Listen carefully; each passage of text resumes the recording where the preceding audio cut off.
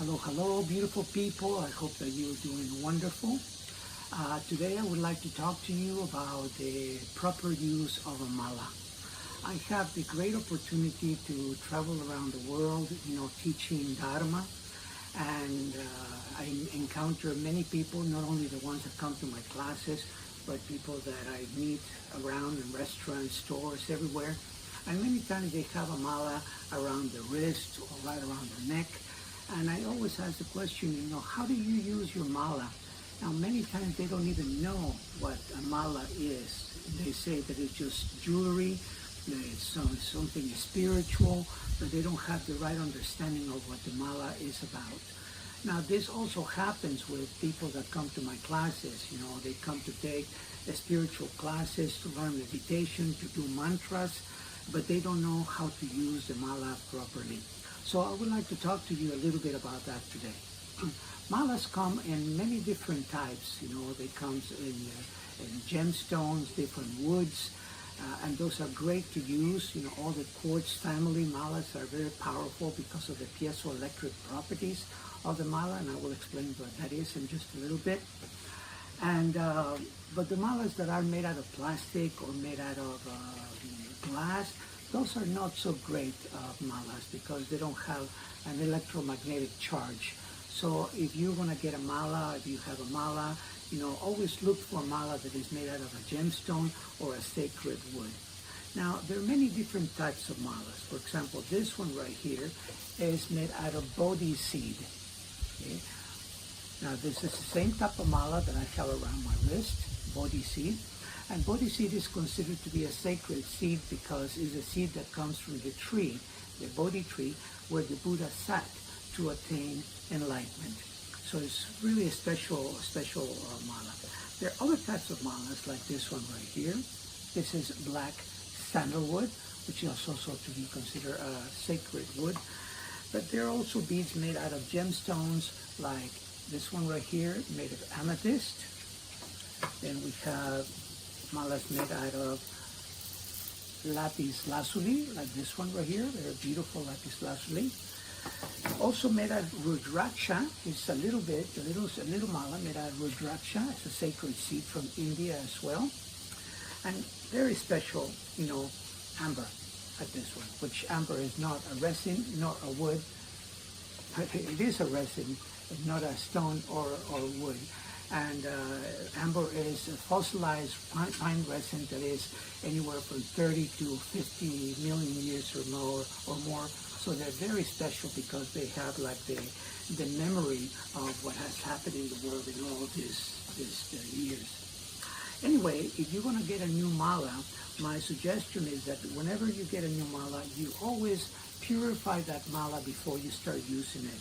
So you can use a little bit of sage, White sage is wonderful to do that. So you can take your mala and just simply purify it with the white sage before you start using it.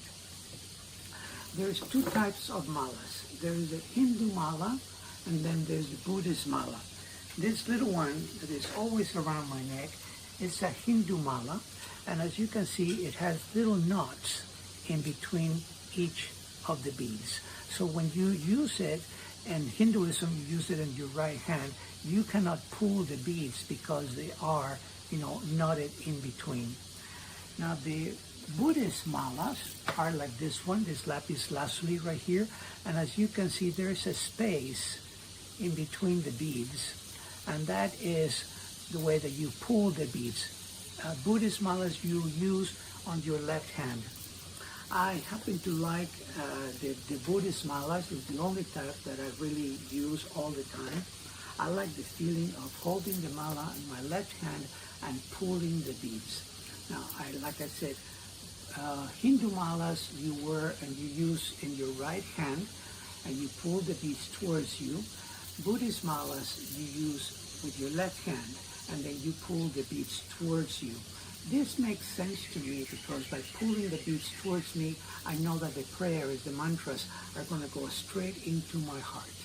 In the same way, if you choose to wear a mala on your wrist or around your neck, you wear your mala on your left wrist. That way, the energy goes straight into your heart.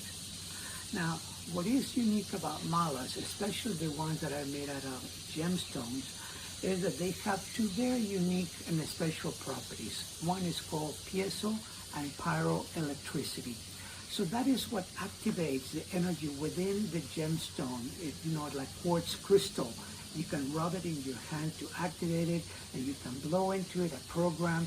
The crystal receives that program, and its job is to amplify that energy and radiate it out.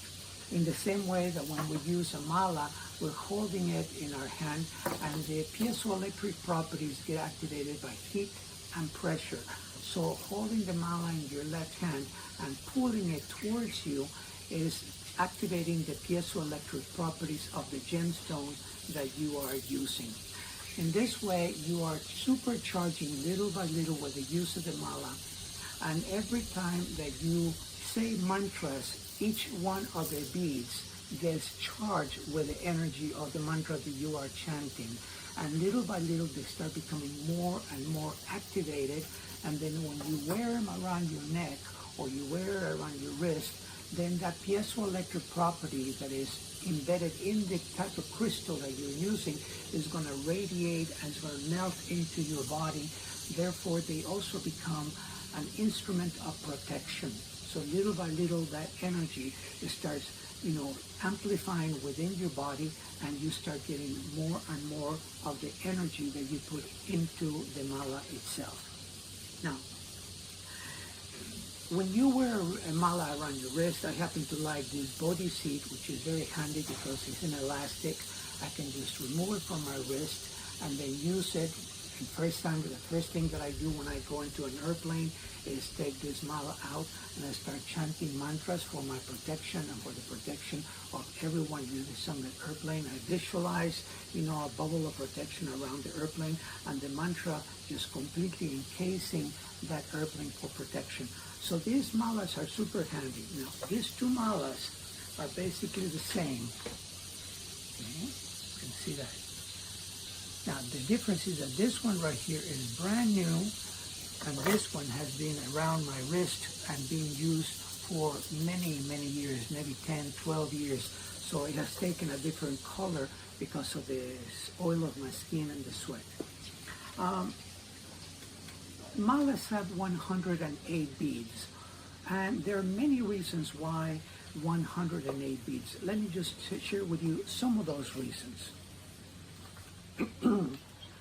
The diameter of the sun is 108 times the diameter of the earth. The distance from the sun to the earth is 108 times the diameter of the sun. The average distance of the moon from the earth is 108 times the diameter of the moon. In Ayurveda, there are 108 marma points, and these are the vital points in our physical bodies. In Indian astrology, we have 12 houses and 9 planets.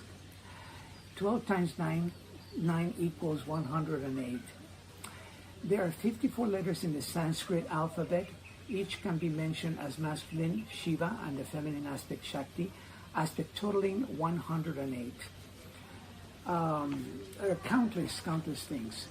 There's supposed to be 108 desires, earthly desires. There are said to be 108 lies that human tells.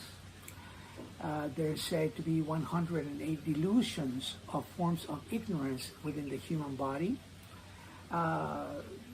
There's so many different reasons as to why.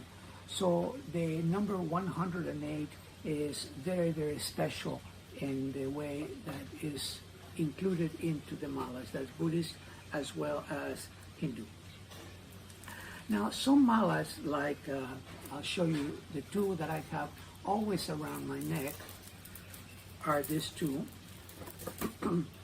This one right here is amber, okay, and this one right here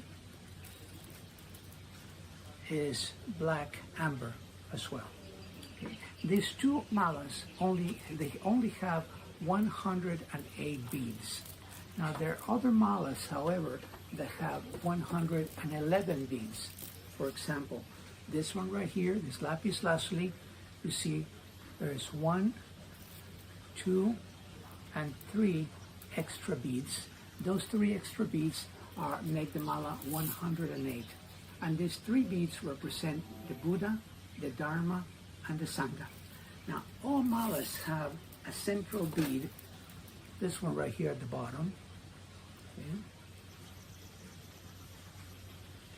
And that is known as the Guru bead. So that represents the Supreme Being, the Supreme Buddha in this case, Buddha Sakyamuni. The other 3 represent the Buddha, the Dharma, and the Sangha. That is the Buddha, meaning the deity that you're chanting to. This is a lapis lazuli mala, so usually lapis lazuli is used to chant to the medicine Buddha, okay, by Sri Guru. So the first bead, the Buddha represents the medicine Buddha. The second one is the Dharma, and the third one is the Sangha. Now, the Dharma is the sacred teachings, also represent the sacred labor that we have, but more than anything is the sacred teachings. And the Sangha is the group of people that get together to study the sacred teachings. So the Buddha, the Dharma, and the Sangha. So that makes 111 beads. When you are using the mala, you're using it in your left hand, and you're going to pull the beads towards you. That way the prayers go straight into your heart. When you get to the bead, that is the first one right here, the Buddha, we don't count that one. We simply jump over it, and we go to the next, and we go all the way around to the central bead here, the Dharma. So we jump over it, and we continue going around to the Sangha, which is this one, and we just simply jump over it again, and we continue all the way to the last bead. Now, if you're going to use the mala for more than one round of mantras, can be the Om Mani Padme Hum or any other mantra, so if you're going to do more than one round, then we never, ever, ever cross the Guru beads. So we don't go from the last one to the first one. So what we do is we rotate the mala in our hands. So when you get to the last bead, you simply put your fingers together like this, and you let the mala rotate into your thumb, and the last bead becomes the first, and you continue chanting. So we go all the way around, we get to the last bead here, okay, we close our fingers like this in a circle, we rotate it to our thumb, we put our other 4 fingers inside, and we take the first bead, and we continue chanting this way. So we never cross the Guru, we never cross the teacher, and that is the reason why. Now, there are several ways of holding the mala. The first way is you hold it with your left hand, and your right hand is supporting the mala like this. Then you're going to pull with one hand, with your left hand, and you're going to push with your right hand. So is this action. So we jump over this bead. Of course, it gets to a point in which your right hand is going to be touching the Guru bead, and that's perfectly okay. You just hold it and you continue. But it's your left hand, which in this case is your dominant hand, the one that doesn't cross the Guru bead. Okay? So basically, that's some information about mantras, about malas. But I also would like to share with you malas like this one right here. This is also mine. It is black sandalwood. It's been with me for many, many years. And as you can see, there is the Guru bead in the center. And then in this case, the turquoise, the Buddha, the Dharma, and the Sangha. But let's talk about these little dangly things right here, okay? These are not decoration. These are counters. So there's from the Guru bead right here to this first counter right here, there's 21 beads. Now, many times when we're doing a sadhana, a particular practice, as we do the practice, it says do 21 of this particular mantra. So instead of having to count, when we just use the mala like this, when we get to this first dangly thing, then I know that we have completed 21, and we're finished. But this other little dangly thing right here, okay, has 10 little tiny beads that can be moved. Okay, you can move them up and down like that. And these are also counters. So when we're doing a series of rounds of mantras, when we do 10,000 mantras, 20,000 mantras, the only way that we can really keep track of the mantras that we are chanting is by using these counters. So when we finish one round of any particular mantra that we are chanting, then we can take that one bead and we pull it up, and then we know that we just finished 100. So by the way, when we do a series of mantras, more than one, we never count 108. We count 100. Number one is easier, and the other 8 are like the giveaway in case we make any mistakes in pronunciation, etc. So there you have it, okay? So when I finish one side, that means that I just finished 100 in each beat, so that's 1,000. Then I continue with the other side. I finish the other 1,000, so that just make a note, 2,000, pull all the beats down, and then I can start all over again. I hope that this information has been useful to you in the way of using a mala. If you're going to choose a mala, choose a mala that is really the right one for you. Bodhi seed, beautiful seeds, amber, just fantastic, resin, thousands and thousands, millions of years old. They're expensive, but they're magical to have. Black sandalwood, in general, are any of the dark malas are used to chant to the wrathful deities. That means the spirit protectors, the ones that come with wrathful energy to be our strong protectors. Like the Dalai Lama has 2 wrathful protectors around him all the time, Vajrakilaya and Vajrapani, and those are wrathful protectors. Sometimes you see images of them and they may look like a ferocious demon, but they're actually enlightened Buddhas. So the dark malas are used for that. And any of the other malas that you can think of, amethyst for transmutation, lapis lazuli for the strongest healing energy, and so on and so forth. So anyway, I thank you very much. I hope that this has helped you a little bit in understanding how to use the malas properly. If you want, there are some mantras that I chant all the time and I share with my groups. You can go to my website, the information is below, and then you can go to a link that says free stuff and download all kinds of mantras that you can use with your malas. So thank you so much. Namaste, and your life may be beautiful, and may you always have enlightenment and beauty in your heart.